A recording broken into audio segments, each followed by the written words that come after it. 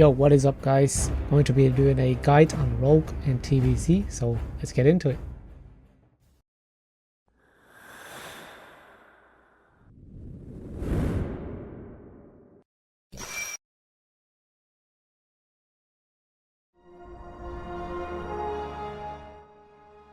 Going to start off by looking at some changes from Classic to TBC for Rogue.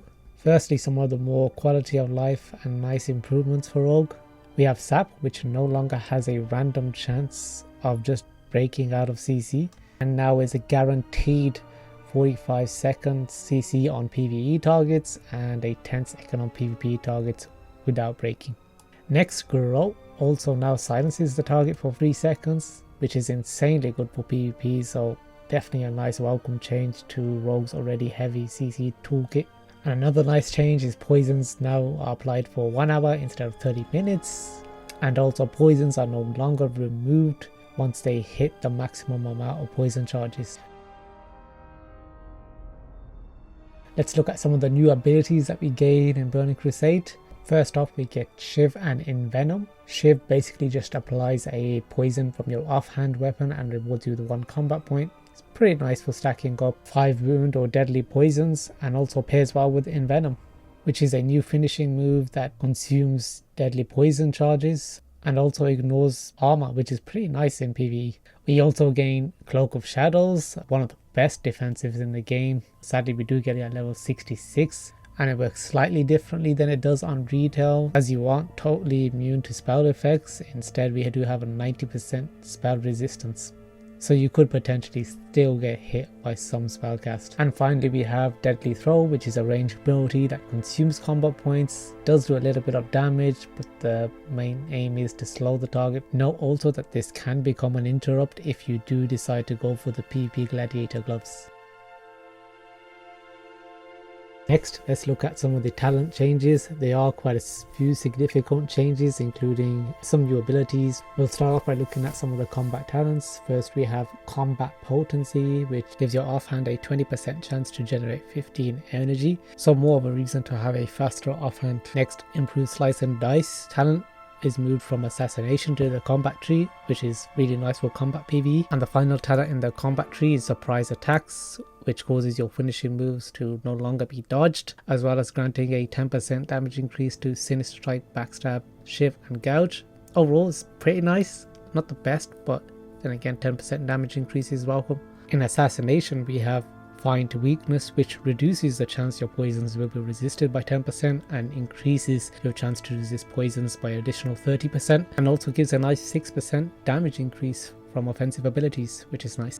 And of course, the big addition to Assassination is Mutilate, which deals a nice amount of damage and generates 2 combo points, but it does require you to be behind the target, unfortunately. And in Subtlety, Premeditation now gives you 2 combo points instead of 1, which is nice. It gives you better choice of different openers you can do as Rogue.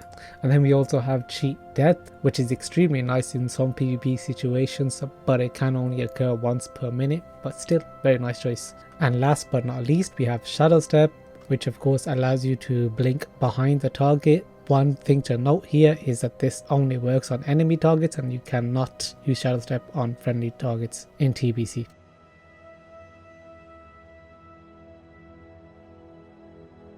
Next, we'll look at the specs for both PvE and PvP. I'll leave them up on the screen so you can just pause the video.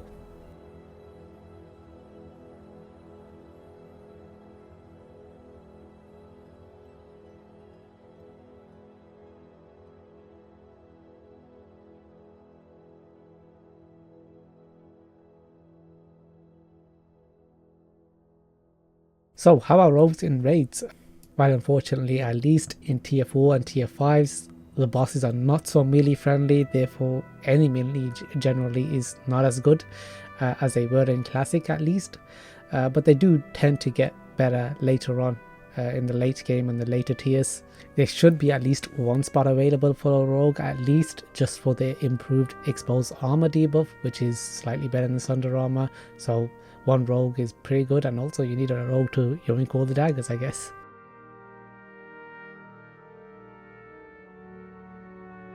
On the other hand, in PvP, rogues are absolutely amazing, definitely a top tier class probably one of the best, if not the best classes, along with Warlock. Rogues do so much damage, and just the amount of CC that rogues have, especially with the improved sap and better gouge that silences. There's various comp choices in arena for rogues, such as RMP, playing rogue, warlock, shaman, or any healer. There's so many different choices for rogue in arena, so you should be able to easily find arena partners as a rogue.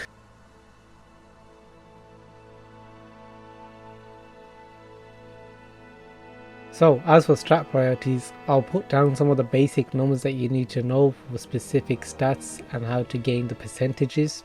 Overall for PvE, your main aim is to get the 9% hit cap. Once you've done that, then get some expertise till around 28%, and then you want to go for agility, followed by haste, and then crit, and then attack power last. For PvP, you want to gain the 5% hit cap first, and followed by agility or attack power, and then go for crit and haste.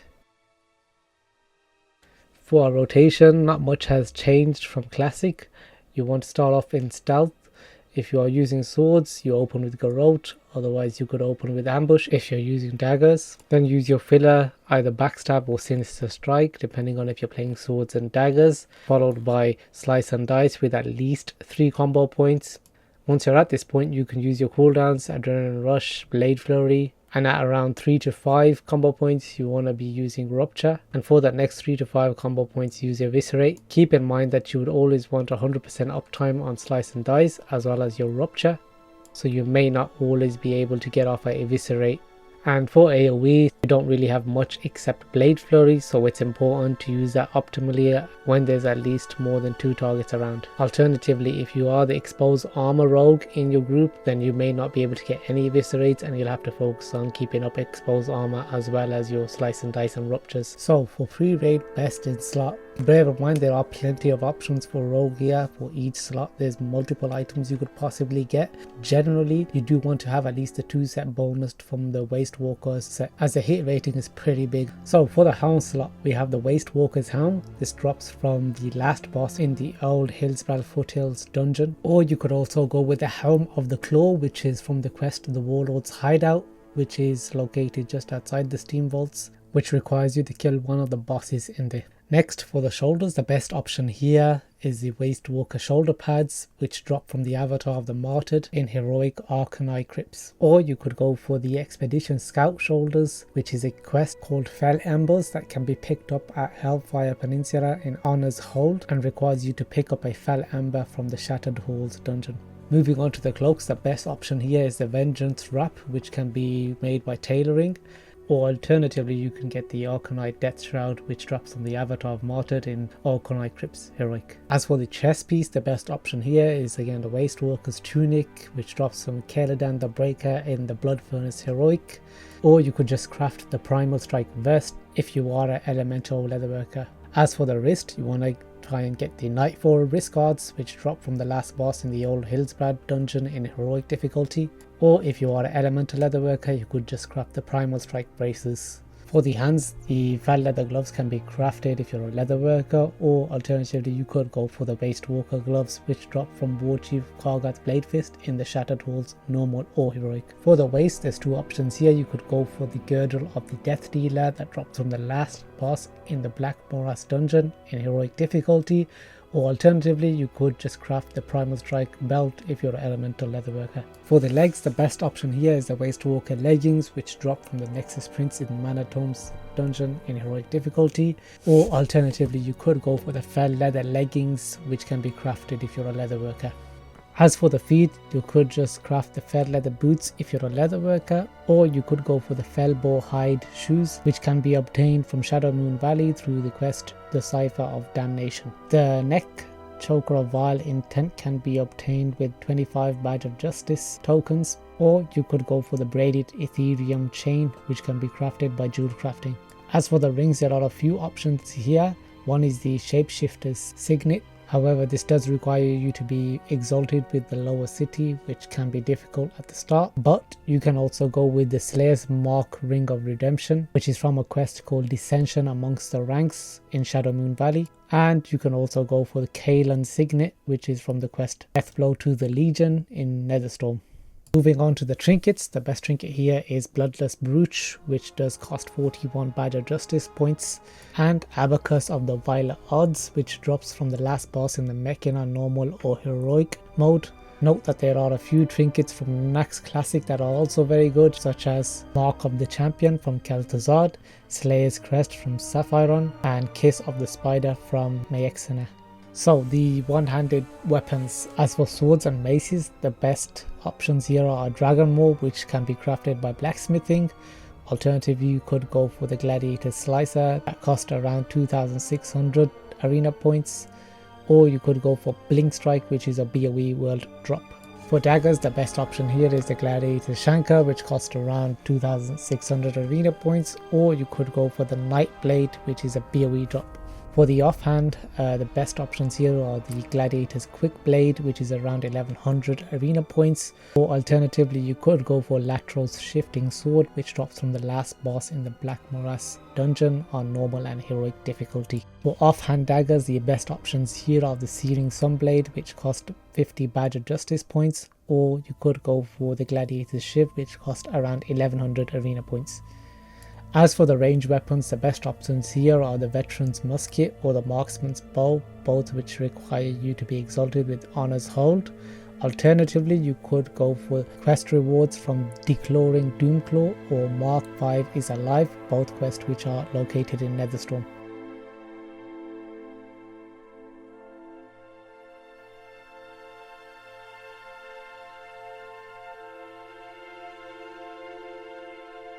For phase 1 best in slot, here are the items that you want to be getting. The Netherblade Face Mask from Prince Malchezaar from Karazhan, Choker of Vile Intent for 25 Badge of Justice points, the Wastewalker Shoulder Pads that drop from the Avatar of Martyred in Arcanite Crypt's Heroic, Drape of the Dark Reavers that drops from Shade of Aran in Karazhan, Terrorweave Tunic that drops from the World Boss Doomwalker in Shadowmoon Valley, the Nightwalker Wrist Guards that drop from the last boss in Old Hillsbrad Heroic, Wastewalker Gloves that drop from Shattered Halls Heroic, Girdle of the Death Dealer that drops from the last boss in Black Morass Heroic, Netherblade Breeches that drop from Gruul, Edgewalker Long Boots that drop from the last boss in Karazhan, the Ring of Thousand Marks that drops from Morose in Karazhan, Garona's Signet Ring that drops from the Curator in Karazhan,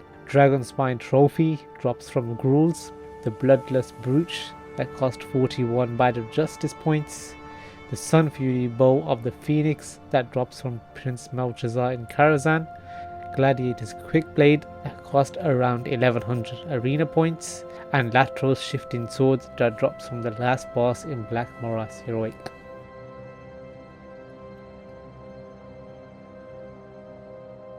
For professions, it doesn't matter a whole deal what you go with, but there are some changes coming to TBC Classic that weren't initially in TBC, such as the leatherworking change with the drums, where now they will have a 2-minute debuff timer. Therefore, leatherworking is the best option for PvE for almost all DPS characters. As for PvP, most likely you want to go with engineering for stuff like the goggles, and also you could go for jewels crafting for gems.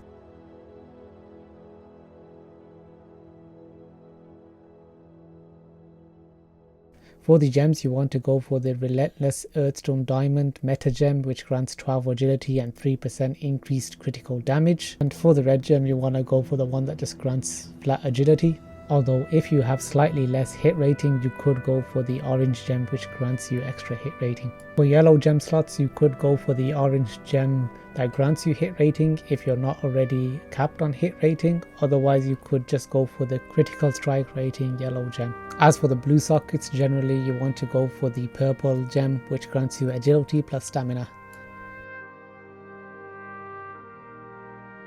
As for enchants and consumables, for enchants, for the head you want to get Glyph of Ferocity.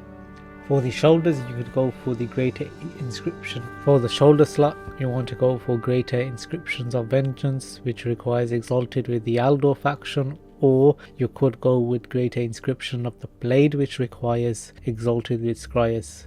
The cloak, you want to go for Greater Rigidity. As for the chest, you want to get exceptional stats. For bracers, go for Assault. For the hand enchant, you want Superior Agility. For the legs, you want the Nether Cobra leg armor. For boots, you want Dexterity. For your rings, you want Striking. And for the weapons, you want Mongoose. As for consumables, for Flask, you want Relentless Assault. For elixirs, you want Fell Strength, Demon Slaying and Mastery. For the defensive elixirs, you want Major Fortitude and Earthen Elixir. As for potions, you want Haste and Heroic Potion. And finally, for the foods, you want Spicy Hot Talbuk, Ravager Dog or Grilled Mudfish. My final thoughts: overall, Rogue is generally one of the more fun classes to play, especially in TBC. Although you might find it difficult finding a raid spot at the start, but eventually later down the line in later tiers, rogues do tend to do a lot better. As far as PvP goes, rogues are one of the best, if not the best classes for PvP, and they are definitely a lot of fun in PvP. So overall, as long as you enjoy playing rogue, you should be absolutely fine. That is all for this video. If you did like the video, make sure to leave a thumbs up, subscribe to my channel. I will be dropping more videos, and thank you for watching.